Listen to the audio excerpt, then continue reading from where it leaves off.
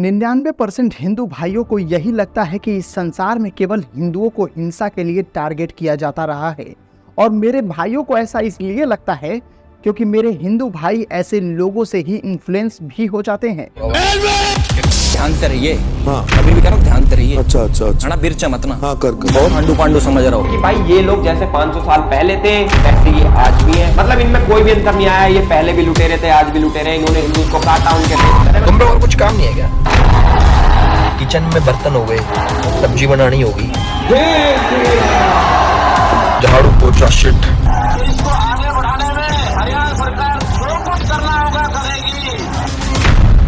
देखो, धर्म चाहे वह हिंदू हो या मुस्लिम, सभी का मूल उद्देश्य मानवता को एकजुट करना है।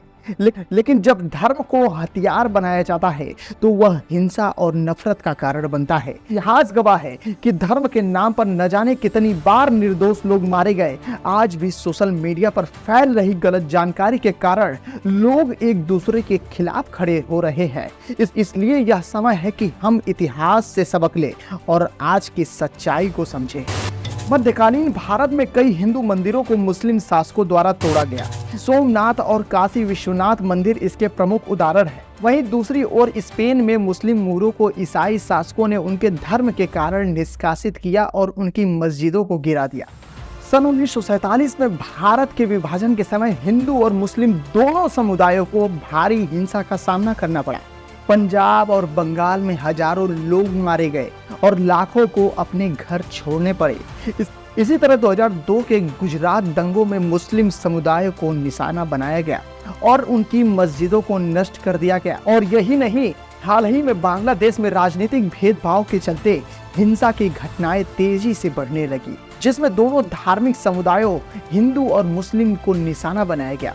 2024 में बांग्लादेश में सत्ता परिवर्तन के बाद इस प्रोटेस्ट में कुछ हिंदू स्टूडेंट ने भी भागीदारी की थी।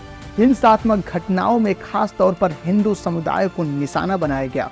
और यह सत्य है क्योंकि बांग्लादेश की 17 करोड़ की आबादी में 1 करोड़ माइनॉरिटी के रूप में हिंदू भाई हैं, जिनका पूरा सपोर्ट आवामी लीग यानी शेख हसीना को था, जिसका गुस्सा प्रोटेस्ट करने वालों ने हिंदुओं पर निकाला, जो कि सरासर गलत और बांग्लादेश की व्यवस्था को शर्मसार कर देने वाला है। मंदिरों और व्यापारिक प्रतिष्ठानों को नुकसान पहुंचाया गया। More news coming in. Hindu temple in Bangladesh has been attacked.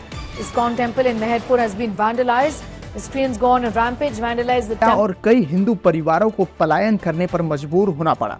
इन घटनाओं ने देश के अल्पसंख्यक समुदाय में भय और असुरक्षा की भावना पैदा की है। रिपोर्ट्स के अनुसार हजारों हिंदू बांग्लादेश छोड़कर भारत जाने की कोशिश कर रहे हैं। इसके साथ ही मुस्लिम समुदाय के भी कई लोग इन घटनाओं के शिकार हुए हैं। विशेष रूप से सत्ता विरोधी प्रदर्शनों के दौरान हुई हिंसा में पुलिस और सत्ता समर्थक कार्यकर्ताओं द्वारा मुस्लिम प्रदर्शनकारियों को भी निशाना बनाया गया। इस हिंसा में बड़ी संख्या में मुस्लिम लोगों की मौत हुई और कई घायल हुए हैं। सबसे बड़ी बात यह है मेरे दोस्तों कि मैं यहाँ ना किसी हिंदू को सपोर्ट करूंगा ना ही किसी मुस्लिम को, क्योंकि गलतियां हम सभी की है जो हम ऐसे नेताओं और ऐसे लोगों के बहकावे में आ जाते हैं जो हमें लड़ने और एक दूसरे को नुकसान पहुंचाने की सीख देते हैं। इतिहास में हमें बार बार यह देखने को मिलता है कि जब भी धर्म या जाति के नाम पर समाज में हिंसा होती है तो इससे केवल आम जनता को ही नुकसान होता है। धार्मिक या जाति संघर्ष हमेशा समाज के ताने बाने को नुकसान पहुंचाता है। हमें इस समय इतिहास से सबक लेकर यह समझना चाहिए कि किस तरह समाज में शांति को बढ़ावा दिया जा सकता है।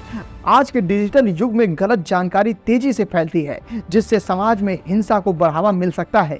हमें यह समझना होगा कि चाहे हिंसा का शिकार कोई भी हो, उसका प्रभाव पूरे समाज पर पड़ता है।